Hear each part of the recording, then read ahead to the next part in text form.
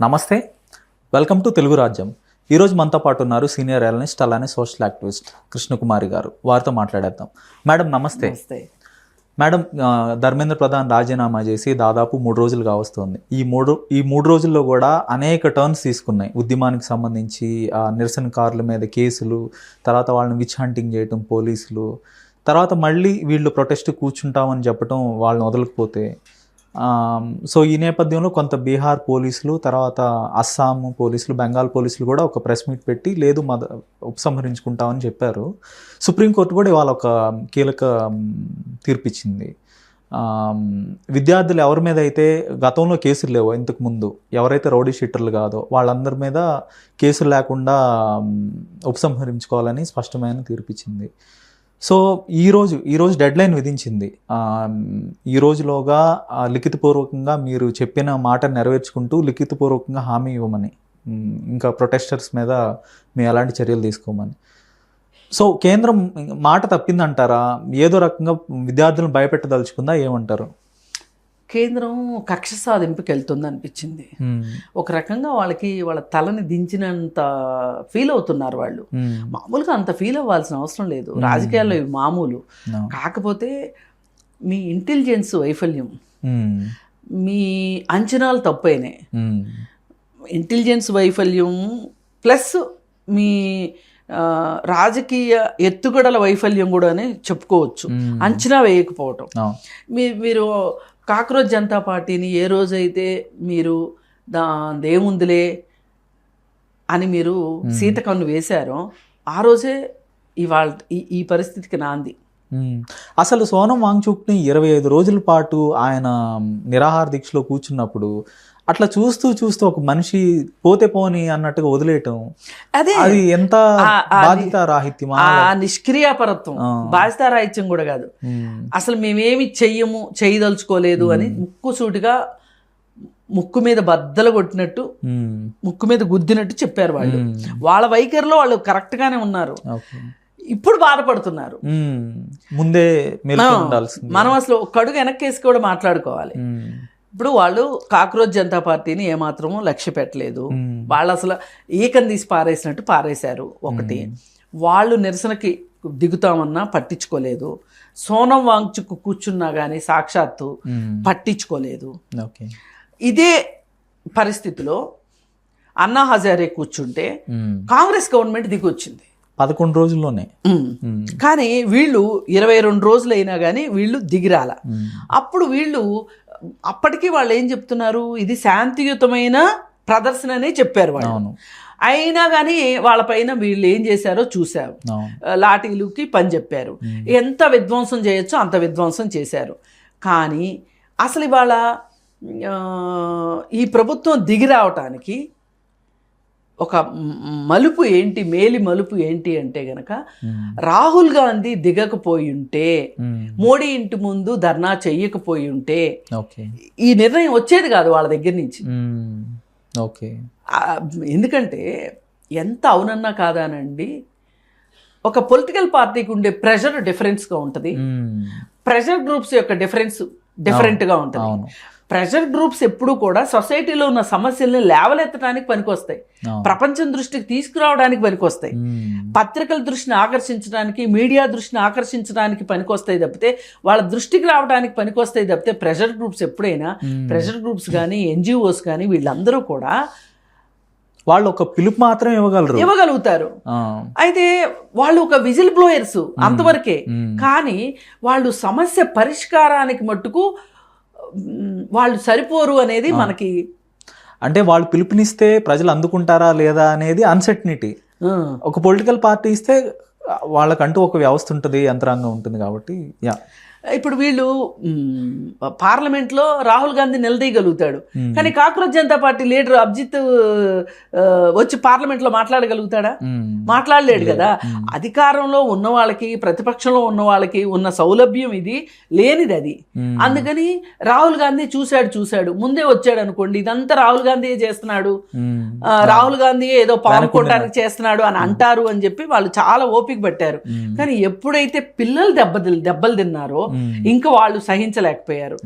వెళ్ళి వాళ్ళు కూర్చోబట్టే మనం వాళ్ళు ఇది మాట్లాడుకుంటున్నాం, ధర్మేంద్ర ప్రధాన్ అనేవాడు రాజీనామా చేయటానికి రాహుల్ గాంధీయే కారణం. ఈ ఉద్యమం ఎంత కారణమో దీనికి చివర్లో రాహుల్ గాంధీ నిర్ణయం అంత పనిచేసింది. సరే అయిపోయింది కదా. ఇంకొక అంశాన్ని ప్రస్తావించాలి మ్యామ్. ఢిల్లీ యూనివర్సిటీ అనుకుంటా, వాళ్ళ విద్యార్థులు ఎవరైతే ఉన్నారో వాళ్ళందరినీ వెనక్కి వచ్చేయాలని కొంత బెదిరింపు ధోరణిలో ఒక ట్వీట్ చేసింది. అవును, దానికి రెస్పాండ్ అవుతా హౌ డేర్ యూ అని కూడా చాలా తీవ్రంగా రెస్పాండ్ అయ్యారు. ఇక్కడ మనం ఒకటి చెప్పుకోవాలి. ఇప్పుడు ఢిల్లీ యూనివర్సిటీకి సంబంధించిన వైస్ ఛాన్సలరు విద్యార్థులు ఎవరు కూడా ఆందోళనలో పాల్గొనొద్దు, అల్లర్లు సృష్టించొద్దు, ఇది మీ భవిష్యత్తుకు చాలా దెబ్బ, యూనివర్సిటీ కూడా చూస్తూ ఊరుకోదు అని చెప్పి వాళ్ళు ఒక లెటర్ పంపించారు. పంపిస్తే ఇదే మనం ఒకసారి గతంలోకి వెళ్ళి చూస్తే గనక 2005లో అనుకుంటా మన్మోహన్ సింగ్ గారు ప్రధానిగా ఉన్న సందర్భంలో ఇలాగే ఆర్థిక సంస్కరణల గురించి కొంతమంది విద్యార్థులు, జేఎన్యూ విద్యార్థులు మాట్లాడారు. మాట్లాడితే వాళ్ళపైన చర్యలు తీసుకుంటామన్నారని చెప్పి మన్మోహన్ దృష్టికి వచ్చింది. వస్తే ఆయన వెంటనే వాళ్ళకి ఫోన్ చేసి అలాంటి చర్యలు తీసుకోవద్దు, వాళ్ళు మాట్లాడింది నేను అంగీకరించకపోవచ్చు, నా సంస్కరణలు వాళ్ళకి నచ్చకపోవచ్చు, వాళ్ళకి నచ్చని విషయం నాకు నచ్చకపోవచ్చు, కానీ నచ్చంది నచ్చలేదు, నచ్చింది నచ్చింది అని చెప్పే స్వేచ్ఛ లేకపోతే ఎట్లా అని చెప్పి మాట్లాడి వాళ్ళ పైన చర్యలు తీసుకోవద్దు అని చెప్పటమే కాకుండా వాళ్ళకి ఉత్తరం రాశారంట మళ్ళీ. ఏమని? నా నిర్ణయంతో మీరు ఏకీభవించలేదు, మీ ఉద్దేశంతో నేను ఏకీభవించను అని. ఎంత డెమోక్రటిక్ అండి. అవును, అసలు ఇలాంటి మనము పోల్చగలిగిన సందర్భాలు ఈ ఒక్క సిజేపీ ఉద్యమంలోనే లెక్కకు మిక్కిలు ఉన్నాయి. అంటే ఆ ప్రభుత్వం ఏం చేసింది, అది ప్రభుత్వం కూడా చాలా ఎన్నో సంవత్సరాల క్రితం ప్రభుత్వం కాదు, జస్ట్ 10 సంవత్సరాల క్రితం, 10 years బిఫోర్ 10 years ఆఫ్టర్ చూసుకుంటే మనకి ఇన్ని కనిపిస్తున్నాయి. అసలు సోనీ టీవీలో మ్యామ్ అప్పుడు ప్రధాని మన్మోహన్ సింగ్, సోనియా గాంధీ గారు ఒక ప్యారడీ, ఒక కామెడీ షో చేశారు. అంటే చాలా రెడిక్యూల్ చేస్తూ ఆ ప్రోగ్రామ్ నడిచింది. అయినా కూడా అసలు వాళ్ళని వేటాడటం కానీ అదేం జరగలేదు.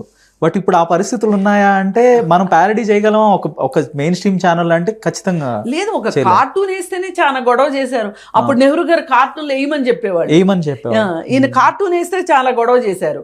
సరే ఇదంతా ఇలా ఉంది కదా, ఈ పరిస్థితుల్లో వీళ్ళపైన ఈ కేసులు ఇప్పుడు సరే విజయవంతమైంది. వాళ్ళు మూడు డిమాండ్లు పెట్టారు. 3 డిమాండ్లో ఒకటి ధర్మేంద్ర ప్రధాన్ రాజీనామా, 2 కేసులు ఉండొద్దు, 3 విద్యా విధానంలో సంస్కరణలు, ఈ 3 అడిగారు. ఈ విద్యా విధానంలో సంస్కరణలు అనేది ఒక ఓవర్ నైట్ అయ్యేది కాదు.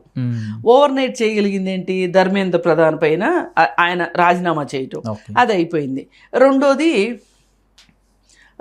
కేసుల గురించి. ఈ కేసుల గురించి ఈ రోజు వరకు ఉత్తర్వు ఇవ్వలేదు. ఇవ్వపోయేసరికి ఏం చేస్తున్నారు అంటే, ఢిల్లీ పోలీసులు ఏం చేశారు అంటే, ఇంకా మాకు ఎటువంటి ఉత్తర్వులు రాలేదు కాబట్టి మేము చర్యలు తీసుకుంటాము అని చెప్పారు. అలాగే వేరే వేరే రాష్ట్రాల్లో వాళ్ళు కూడా చర్యలు తీసుకుంటున్నారు అని చెప్పి తెలిసింది. పైగా ఇప్పుడు ఈ పరిస్థితులు అంతా చూసి ఈ సోకాల్డ్ బత్తాయి గ్రూపులు ఈ సోషల్ మీడియాలో వీడియోలు చేసి కూడా పెడుతున్నారు. చూసారా మీరేమో తన్నులు తిన్నారు, మీరేమో ఇబ్బందులు పడుతున్నారు, మిమ్మల్ని ఏమో పోలీసులు వేటాడుతున్నారు, వాళ్ళేమో స్టార్ హోటల్లో పార్టీలు చేసుకుంటున్నారు అని చెప్పి ఒక ఆమె వీడియో చేసింది. ఇప్పుడు ఎలా ఉంది అంటే, ఎవరు అస్మదీలో ఎవరు తస్మదీలో తెలిచావట్ల బీజేపీ వాళ్ళకు కూడా. ఇప్పుడు వాళ్ళ మనిషి అనుకున్న చీఫ్ జస్టిస్ మాట్లాడిన మాట వల్లనేమో ఈ పార్టీ పుట్టింది. ఈ పార్టీ నాయకుడు ఎక్కడా అన్నందుకు వాళ్ళ మీడియా పర్సన్ ఏంటంటే ఆయన ఎప్పుడు నాకు ఆయన పేరు అర్నబ్ గోస్వామి మాట్లాడినందుకు ఆ నాయకుడే ఇక్కడికి వచ్చాడు, ఇంత జరిగింది. మళ్ళీ ఇప్పుడు ఈ ఎవరైతే వాళ్ళ బత్తాయిలు గ్రూపులు ఉన్నాయో వాళ్ళు వీడియోలు చేసి పెడుతున్నారు. ఇప్పుడు మేము అట్లాంటి చర్యలు తీసుకోలేదు అని ప్రభుత్వం చెప్పింది అనుకో, మరి వీడియోలు ఏంటి? మరి ఈ వీడియోలే నిజమైతే గనక ప్రభుత్వం ఇట్లా చేయొచ్చా? ఇచ్చిన మాట తప్పొచ్చా? మొత్తం 20 కేసులు నమోదైనాయండి. పోలీసులను వీళ్ళు కొట్టారని, అలాగే ఈ మీడియా జర్నలిస్టులు మమ్మల్ని వేధించారు అని చెప్పి ఒక 6 కేసులు, 20 కేసులు. ఈ 20 కేసుల్లో కూడా ప్రభుత్వము ఆ 20 కేసుల్ని ఉపసంహరించుకోవటం, రాష్ట్రాలకు సంబంధించిన కేసులు కూడా ప్రతి రాష్ట్రం నుంచి వెళ్ళిన పిల్లలు ఎవరైతే ఉన్నారో వాళ్ళపైన కేసులు ఉపసంహరించుకోవటం కూడా చాలా అవసరమైన విషయం. ఇవాళ ఈ పని కానీ చెయ్యకపోతే ఈ ప్రభుత్వం మీద ఇప్పటికే చాలా వరకు నమ్మకం కోల్పోయారు. ఆ సొంత పార్టీ వాళ్ళే ఈ ఉద్యమంలో పాల్గొన్నారు అనేది ఎట్లా తెలుస్తుంది మనకి అంటే, ఆ పాల్గొన్న వాళ్ళని వీళ్ళు పార్టీలోంచి తీసేశారు. కేసినేని చిన్ని కూతురు కూడా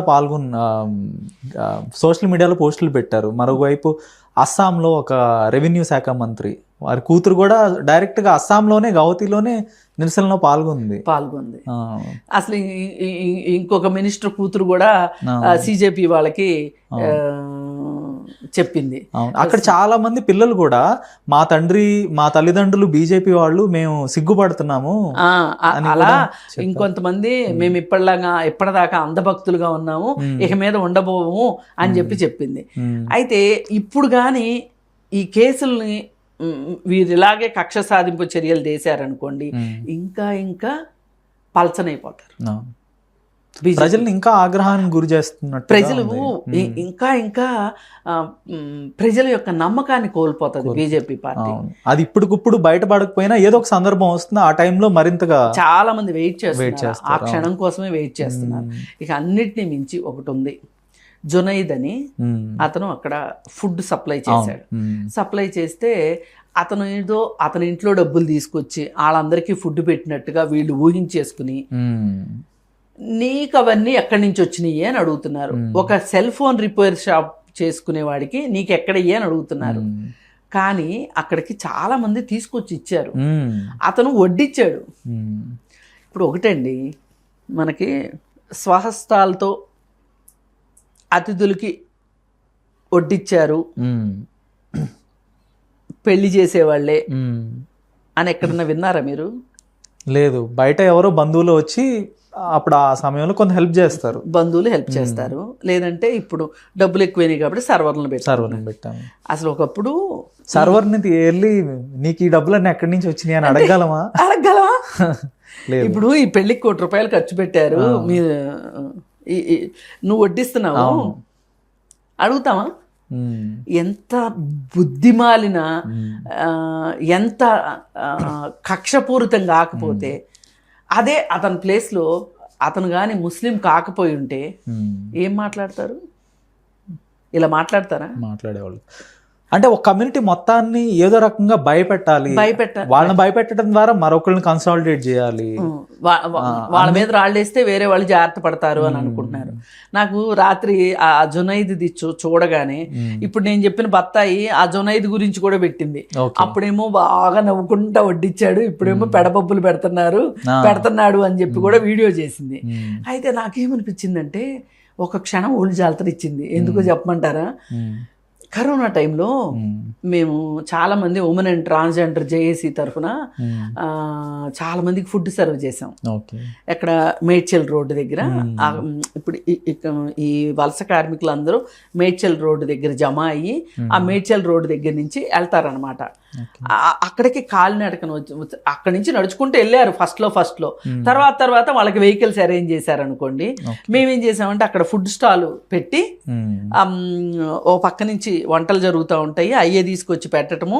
లేదు అనుకుంటే స్టార్టింగ్లో సిటీలో నుంచే వండుకొని అక్కడికి తీసుకొచ్చి పెట్టడము. అంటే ఎవరికి నచ్చింది వాళ్ళు చేశారు. ఇప్పుడు నా ఫ్రెండ్ ఒక అమ్మాయి అయితే బన్నులు ఆర్డర్ ఇచ్చింది. ప్రతిరోజు 500 బన్నులు, అరటిపళ్ళు ఇవి తీసుకుని వెళ్తాం మేము. కారులో వెళ్తా ఎక్కడ గుంపు కనిపిస్తే అక్కడ ఆగి బన్నులు అరటిపళ్ళు ఇచ్చేయటం. సరే వెళ్తాం.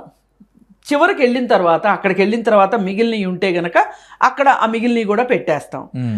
అలాగే ఇంకొంతమంది క్రౌడ్ ఫండింగ్ చేసి అప్పటికప్పుడు వంటలు చేయించి పెట్టడము, బస్సులు మాట్లాడి బస్సులు ఎక్కించటము, ఇవన్నీ చేసాం.